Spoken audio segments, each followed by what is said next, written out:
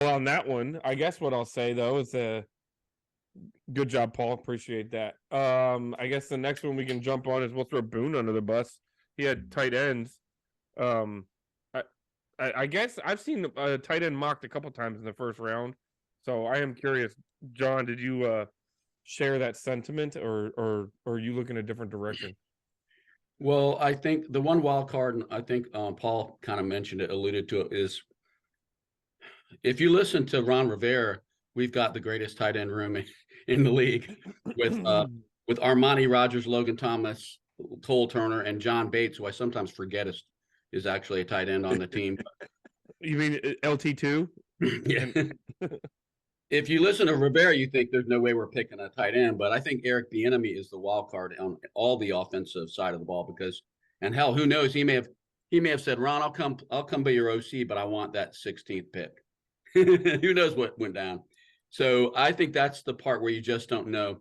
But I kind of took Paul's approach because I think we have so many like glaring needs at impact positions. Not that tight end doesn't matter, but a tight end only gets so many balls per game.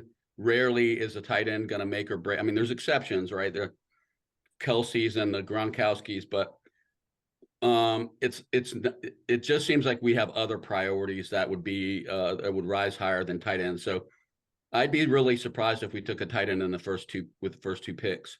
However, one thing that makes this draft kind of a wild card is I think there's going to be a lot of quarterbacks taken. Like I think we got a little bit of a breakup from that last draft, but that was kind of an outlier.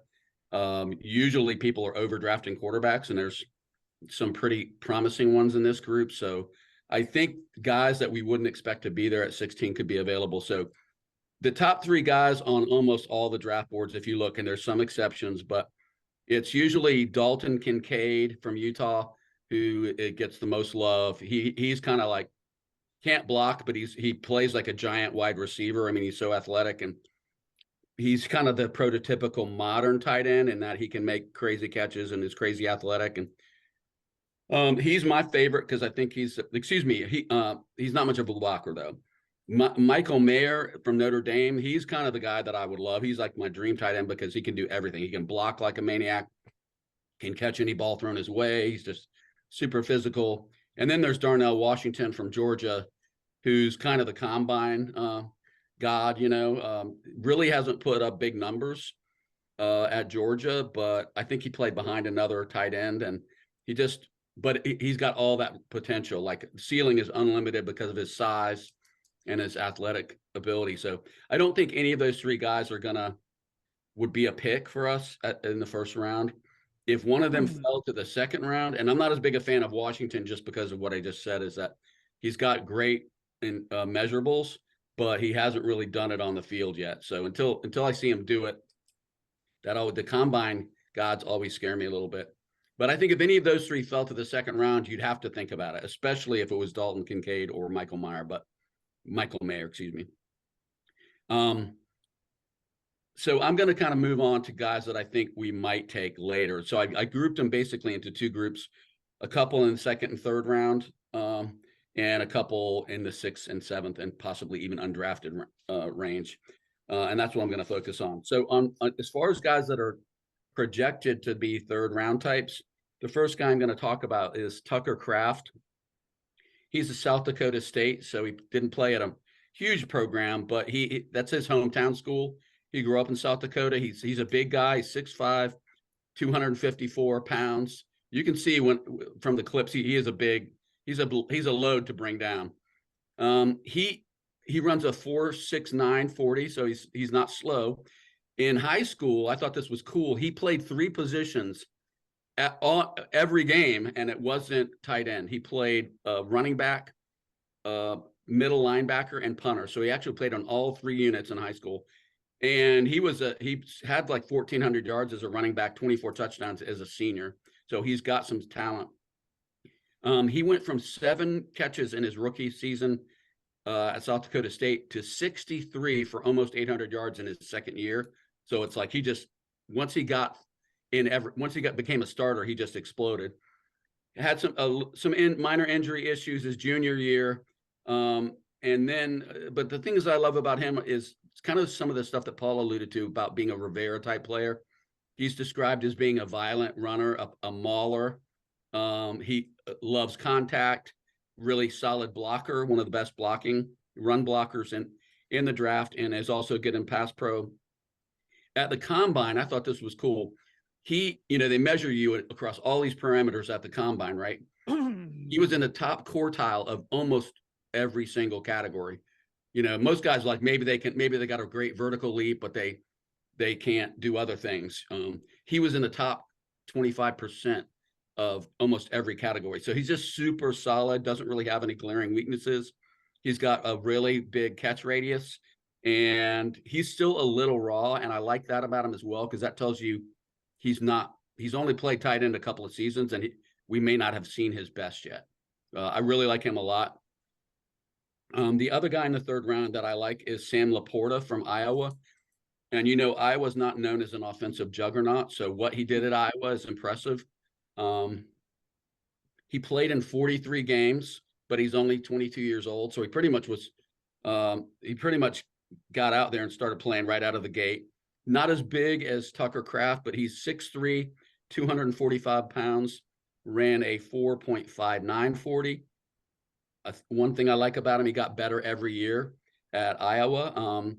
He's very productive, has really good hands. His last 2 seasons at Iowa, he had 113 catches combined for 1,200 plus yards. And he basically was Iowa's passing attack. If you can imagine a tight end being the star receiver on a team. He broke the record for all-time receptions for tight ends at Iowa. Really good route runner. Really good, able to beat linebackers in the open after the catch, which is not something tight ends can always do. And he's supposed to be one of the smartest players. And I don't know if that's Wonderlic or if they still do the Wonderlic, whatever but he is a very smart young man, which is always a good thing. The blocking is not his number one strength, but I think he could probably pick that up at the pro level if he's as smart as he supposedly is. So those are 2 guys in the third round that I really like. Tucker Kraft, I really like, and the team did meet with Tucker Kraft at the combine, so they seem interested. And then a handful from the 6th and 7th rounds, I won't spend a ton of time on, but there's some really good ones. And if I didn't mention it, this is probably one of the strongest drafts for tight ends in like a decade. There are guys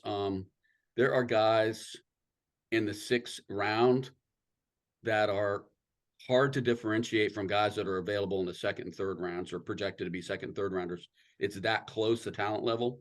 And you may pick up on that with some of the clips because they all kind of look like the same players. Josh Wiley is a Bearcat from Cincinnati. He also played 46 games. So I tried to focus on guys that had played a lot of college, because we've gotten burned on that, right? With Jamin Davis, a couple other players where they weren't really ready. And most of these guys have played all 3 or 4 or 5 years even. He's a big guy, 6'6", 248, and he's a little bit on the lanky side, so he could probably pack on another 10 or 15 pounds at the NFL level. Ran a 4.69 40, that's pretty quick for a 6'6" gentleman. He improved every year he was at Cincinnati. National high jump champion in high school. So you can imagine his vertical leap was 40 inches, I believe. He's really able to get up in the air, which is not surprising given that background. Wins pretty much any contested catch scenario. He comes out on top on that, and he's very tough to bring down. So I like him a lot, especially if he falls all the way down to the 6th round, which is where he's projected. The next guy I want to talk about is Will Mallory. Will Mallory went to Miami, played 58 games. He's 6'4", 239 pounds, ran a 4.54 40. And the thing that I honed in on his highlights and his draft profiles is his red zone ability. He's like a super effective getting open in the red zone and catching the ball in those situations. And that's something we've lacked really quite a bit, especially with the tight end group. I think we had one good season with Logan Thomas where we were able to find him consistently in the end zone and in the red zone. But other than that, that just hasn't been a really good weapon for us in a long time. So I think he's also athletic enough and has enough speed that he could do return duties. He did some of that in college. Can you imagine a 6'4", 240-pound return man? And he might be able to do that for us. And he's definitely a big play threat because of that speed. I mean, he's a deep threat, even as a tight end. And he's also a very good run blocker. He's got, like Paul honed in on, he's got kind of that nasty attitude. And you see him stiff arming guys pretty frequently in the clip reel here. So I like Will Mallory a lot. And he played for a big time program, right? Miami is a big time national program. And then the last guy I'm going to talk about, he's kind of the flavor of the month. But I still think he's worth talking about.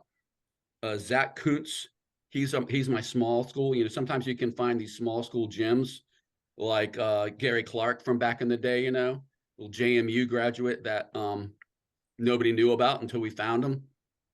Zach Kuntz is 6'7" or 6'8", depending on who you believe, 255 pounds, ran a 4.55 40 at the combine, also has a 40-inch vertical leap. And the story with Zach Kuntz is he actually got recruited by Penn State. So he's a top talent. Went to Penn State and basically sat on the bench for 3 seasons. Like just couldn't break into the starting lineup for whatever reason. He finally got fed up and went and transferred to ODU in 2021 and promptly put up 73 catches, 700 yards, and 5 touchdowns in his first season of full-time college football. He had some injury issues in 2022. Not really a blocking guy. Probably part of that is not having played a lot. But as far as being a pass receiving tight end who plays like a wide receiver, he's kind of like, to me, a bigger, badder, stronger, faster version of what we thought Cole Turner might be. And maybe Cole Turner will still turn out to be that. But he's gotten so much hype in the last couple of months. He could, and I especially remember this Virginia game because he ate us alive. But he could be drafted much higher than the 6th or 7th round. I think he even could. I've seen people say he could go in the 4th or the 5th. I don't know. We'll have to wait and see. But I don't know if I would take a risk on a guy like that at that level of the draft. But he's definitely a physical specimen like there aren't many of in the NFL. So if I had to pick my favorites of the group that I talked about, I really hope that with that 3rd round pick, that either Tucker Kraft or Sam Laporta are there, because I think they would immediately be the best tight end on our roster. And I think we need to upgrade. I love Logan Thomas when he's healthy, but I love Jordan Reed when he was healthy. The problem is he's not healthy. He was never healthy. So I know Logan Thomas could make us all eat our words from last season if he comes back and looks like he did a couple of years ago, but I just don't know that you can hang your hat on that. But anyway, that's what I got. And again, it depends on what Eric Bieniemy thinks, right? Who knows what he thinks? Couple of thoughts, John, while you were talking. One, I really like what I'm seeing from Tucker Kraft. I kept thinking he looks like a bigger, slightly more athletic version of Chris Cooley. He's kind of a bully. I like his attitude on the field. He's not going to wow anybody with his speed. He just seems to know how to move in space and make things happen. I got a kick out of him. The other thing I just wanted to mention, yesterday I heard Logan Paulson talking about our tight end room in a similar conversation to what you were just talking about. And he just casually said something that in all the years he's been involved in the NFL, he's never seen a tight end with better hands than Cole Turner, which kind of caught me by surprise. And I forget, who's the afternoon guy on 980, who's the young guy who does a really good job. Anyway, he kind of stopped him and said, wait a minute. Hoffman? Yeah. Yeah. Hoffman asked him, wait, say that again. And he just said, he makes catches in traffic and grabs the ball out of the air like very few tight ends I've ever seen. And then they just kind of moved on to other things. So that's kind of stuck with me. When you said that Rivera is talking about how confident he is in our tight end room, maybe they're thinking if Cole Turner can get on the field, he is that guy. Maybe. I mean, one thing we know is that Bieniemy's coming from a program where the tight end was the biggest star on the offense. So I'm sure that didn't escape his notice. So I think we'll have to wait and see. But I think Kraft is also like what 6'5", 250 something. That's a big old boy.